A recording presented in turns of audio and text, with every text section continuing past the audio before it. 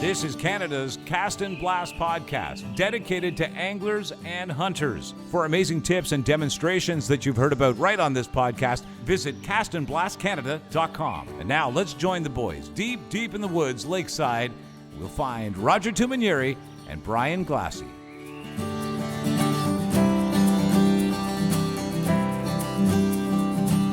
Hello and welcome to episode 2 of Canada's Cast and Blast podcast.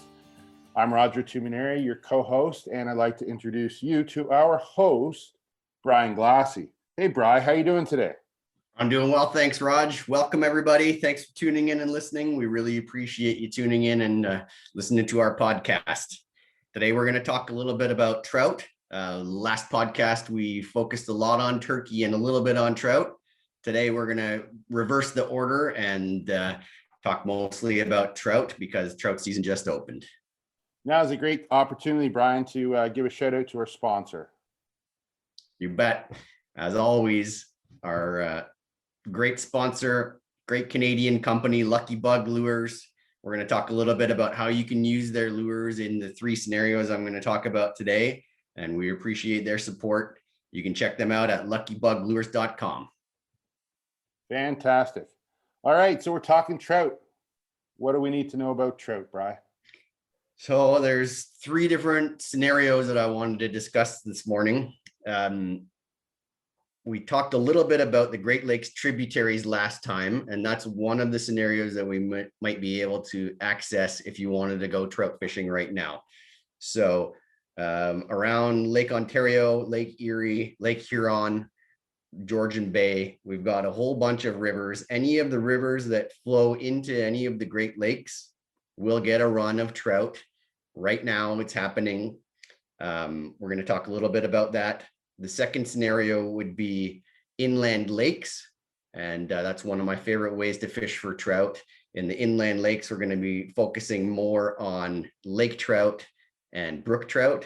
And then we've also got little inland streams, I would call it, tributaries to those main rivers that we were talking about, where for a lot of Southern Ontario, especially, a lot of them have brook trout, naturally occurring brook trout, or they've been stocked with rainbow trout and brown trout. So we're going to touch on all 3 of those.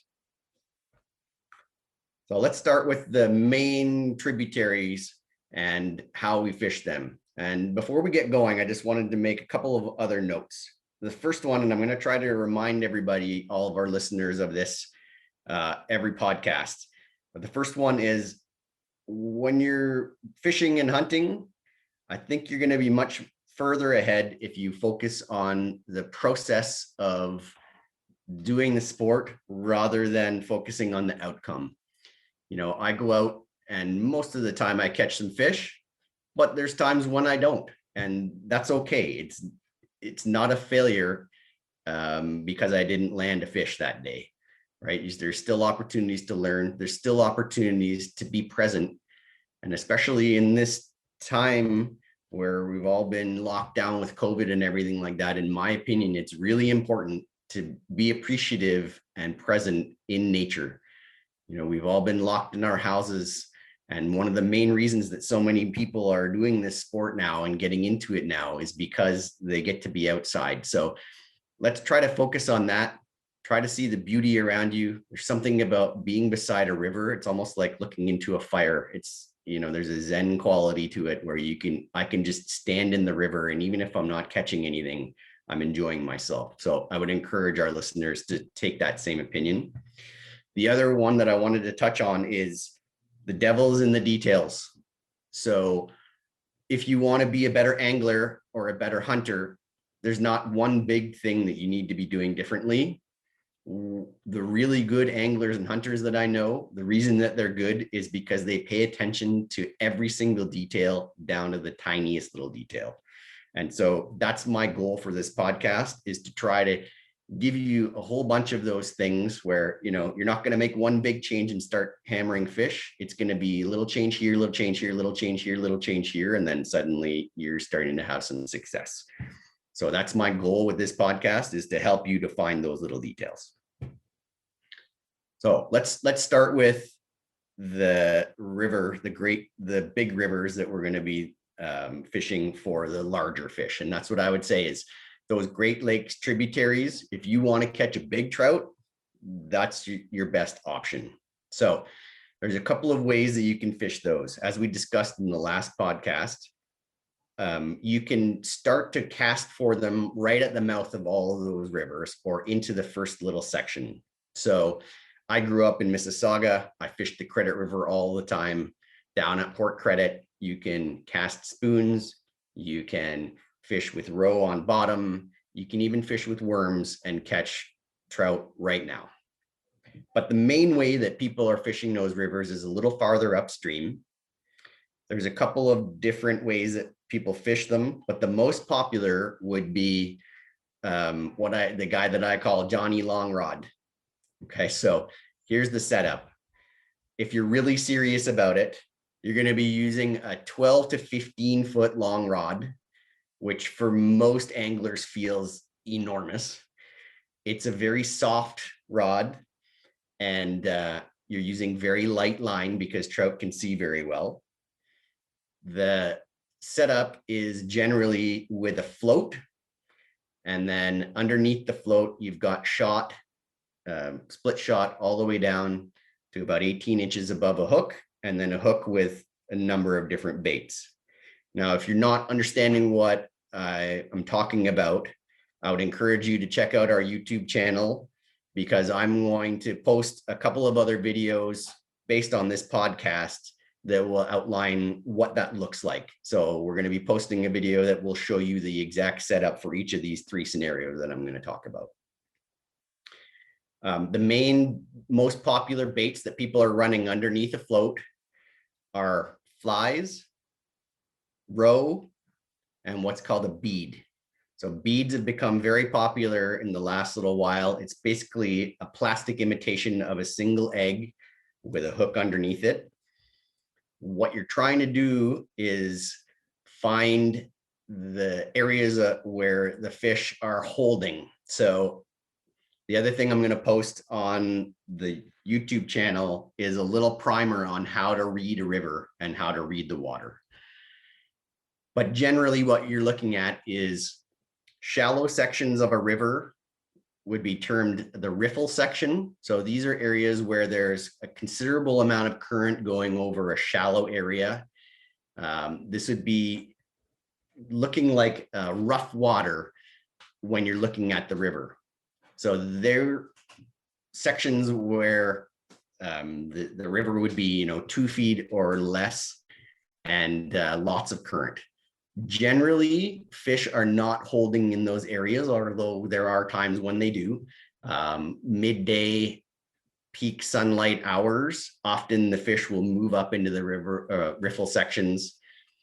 Can be a little bit more difficult to fish because of the hefty current, but mostly people are focusing on the pools. So generally what you're looking at in a river is riffle section that drops into a deeper pool. Those deeper pools are what will hold the fish. So in those tributaries, the fish come out of the Great Lakes and they move up the tributaries. They're going way upstream because what they need to find is shallow gravel sections where they use their tail and do a little hollow out in that area, and then that's where they lay their eggs. But the way they get there is by moving up the riffle sections as quickly as possible usually, and then holding for a time in each of the pools, resting so that they can make the next run up the heavy current areas. So the pools are generally the areas where you're going to focus most of your attention. So the pools would look like a calm section of water, although there still is current. It won't be as obvious that there's heavy current rolling through the pools. Okay, so generally we're talking, depending on the river, 3 to 12 feet deep. Most of the really good pools that I fish would be more like 5 to 8 feet deep. Okay, when I'm fishing with that float, the most important thing is that to understand is that the current at the bottom of the river is slower than the current at the top. And so what you need to do is hold your float back just a little bit so that the bait gets to the fish before the float does. If the float is pushing ahead of the bait, what's happening is that the float itself is actually pulling the bait along at a faster rate than the current where the bait is sitting. And so that doesn't look natural. The idea is this is a natural egg or a natural fly that has become dislodged from the bottom. It's floating along close to the bottom, and it needs to be at the same current as that area in the river. Okay, so that's going to take you a little while when you first get into it to figure out how much to hold the float back and things like that. But again, and a really important point is if your bait is not in that section of the river, and I would say, you know, the bottom 1 foot of river or less, you're running too high and you won't catch any fish. So the way that I figure that out is that maybe once every 5 to 10 drifts, I'm actually getting hung up on bottom. If that's not happening, you're not fishing deep enough. Okay. So that's really what I'm looking for in those large tributaries. The other way you can fish those large tributaries is with a more basic setup that a lot of the beginner anglers would have in their arsenal. So rather than having that 13 to 15 foot rod that costs me $300, I can use a 7-foot medium action spinning rod like everybody would use as their kind of entry level combo. And in that scenario, I'm throwing spinners and spoons. Lots of fish have been caught with spinners and spoons. You can use the float as well, but the problem with using the float on a shorter rod is you don't have the shock absorption to be able to run the really light lines that you need to run when you're using the float. So the float is designed, you know, in really clear water, I will go down to using a leader that's only 2-pound test. It's tiny, really light line, and I might be catching a fish that's 10 or 15 pounds on that. So somewhere in that system, I need to have the give. And, you know, in the long float rods, it's in the rod. There's so much give that if the fish decides to take off and run, rather than it breaking the line, it puts a lot of bend in the rod, and that acts as a shock absorber so you don't lose the fish. So if you're going to use a 7-foot medium action combo, my strong recommendation would be to try to use the spoons and the spinners rather than running a float. I think you'll have much more success. And for the beginner angler, it's going to be a lot easier to do that. So how do we work those spinners and spoons, right? You're standing beside the river, the current's coming, let's call it from your right to your left. Where do I cast? How do I reel? What do I do? So again, it depends on which part of the river you're fishing. If you're fishing the riffles or the pools, I would suggest trying this in the deeper pools first, but usually what I'm looking for is some kind of obstruction in the river where there's a current break. So often what I will look for is in a pool, you'll see a smooth surface and then there'll be kind of a bulge in the surface of the water. And that usually indicates a rock or some kind of other obstruction under the water.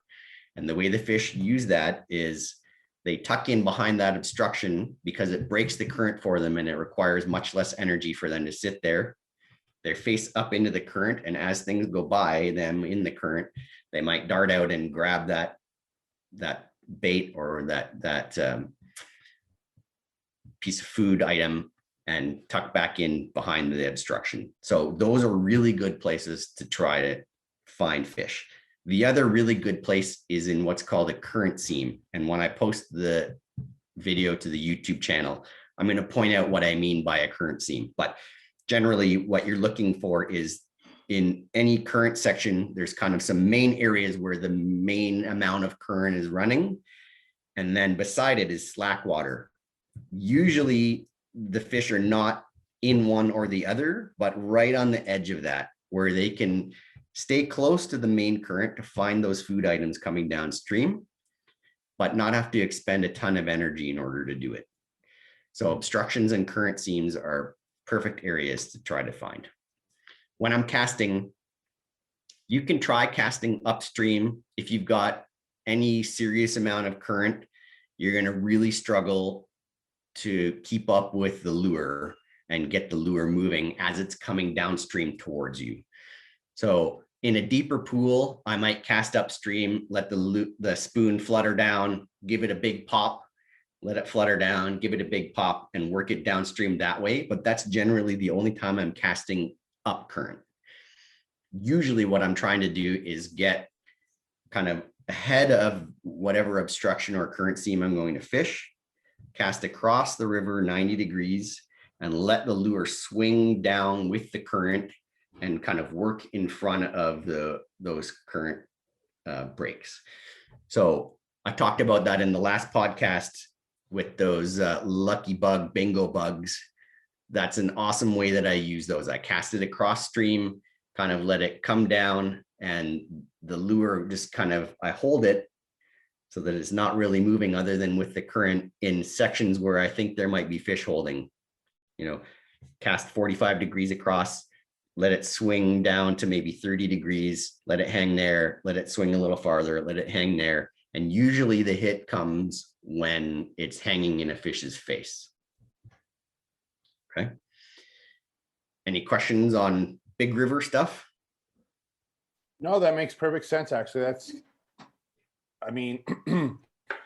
when a fish is expending less energy, it's just holding there, like you say, behind an obstruction, and it gives it the ability to probably concentrate on what comes next in life, which is sustenance and eating.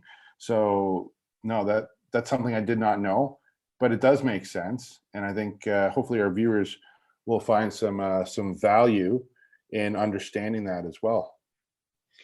Good stuff. Okay, so that's a basic primer on the big rivers. Let's talk, the next one would be lakes. So one of my favorite ways to fish for trout is in most of the lakes that are deeper than 50 or 60 feet deep in Southern Ontario hold a population of trout, mostly lake trout, but a lot of them also have brook trout. This is an opportunity for shore anglers to be able to access these fish. The way I'm accessing them is with exactly that 7-foot medium combo is a perfect use of that. I'm going to be casting spoons, spinners, and body baits. And basically you're just chunking and winding. One of the key things that you need to remember is in the spring, the water is very cold and fish are cold-blooded. And so their energy levels are based significantly on their surrounding water temperature. So when I'm fishing these lakes, especially just after ice out right now, your retrieve needs to be way slower than you think it is. If I'm trolling in my boat, I'm trolling 1.5 to 2 miles an hour, no more than 2 miles an hour. Generally for me, not on the main motor. Have my trolling motor in the water and we're moving pretty slowly, maybe down even to 1 mile an hour. Okay, the fish are not going to be in the mood to chase, although they're going to be hungry because it's just come through the winter and the lake is starting to turn back on. But let's talk about where you're going to find those lake trout. So again, any area with current in a lake is a great place to start.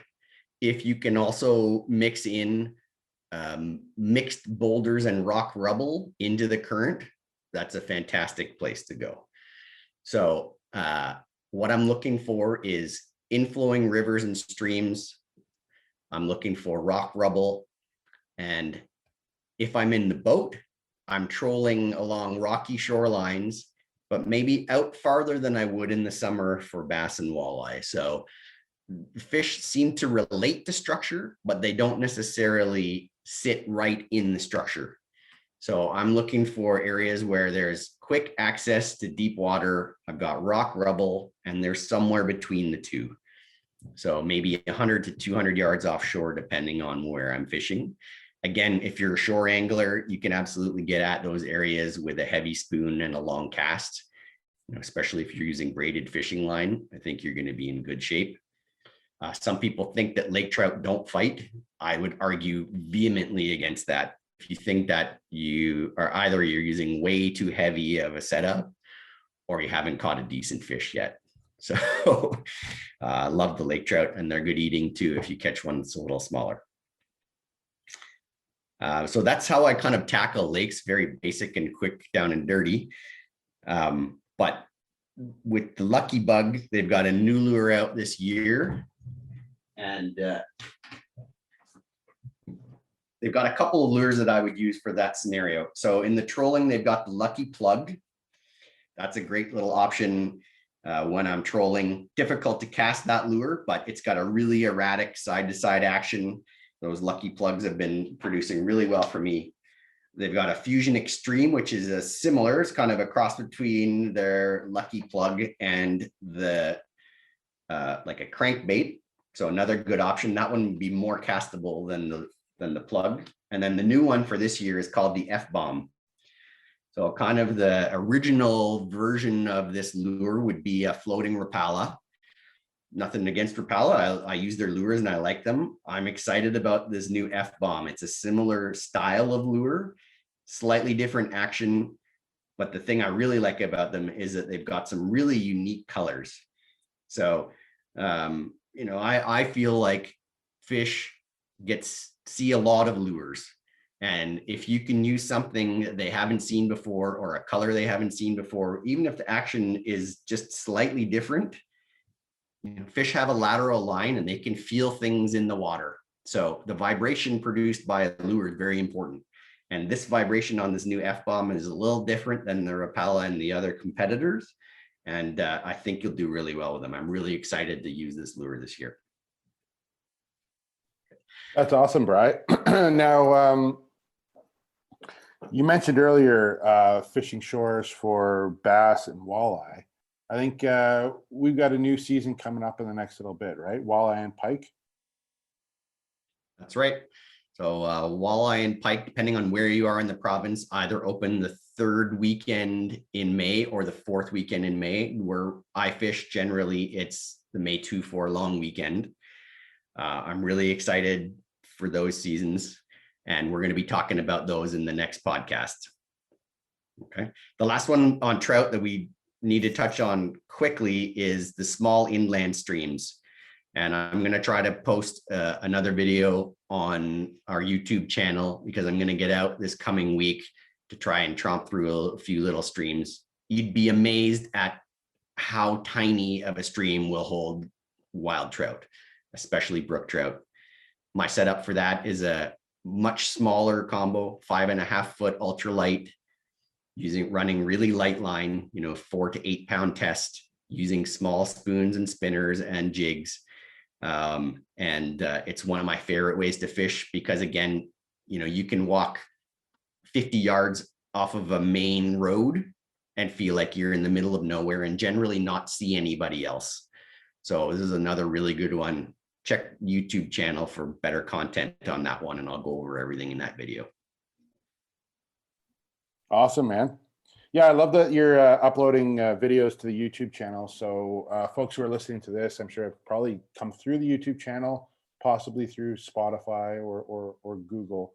But yeah, pay close attention to updates on our YouTube channel. Subscribe there, and you also get some insight with some raw video that Brian's shooting, just to kind of like add more insight into these tips that we're talking about here on the podcast.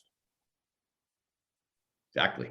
And then the last thing we needed to cover today was a little update on turkey. So last podcast, we talked a lot about turkey, probably a little too much. We were trying to kind of divide half and half between the hunting and the fishing parts of our podcast, and I got a little carried away. So apologies there. But I've been out scouting. I haven't shot a turkey yet. The property that's close to my home, I've got a friend who's got 200 acres. And been scouting that property fairly heavily.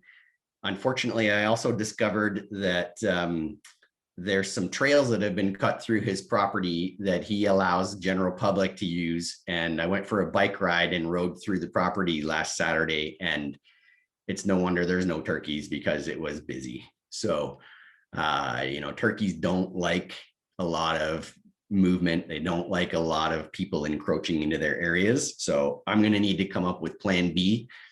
As my hunting mentor likes to say about turkey hunting, when it comes to turkey, you not only need a plan A and B, but you need plan C, D, E, and F, right? There's a million different ways and a million different things that could throw a turkey off of its game. Ironically, my next door neighbor just texted me this morning and said that he had a hen in his backyard. So you never know what turkeys are going to do. How you been doing out there, Roger? Have you been out yet? I've been doing some scouting, but I haven't heard many birds. Last year I heard quite a few, didn't see any.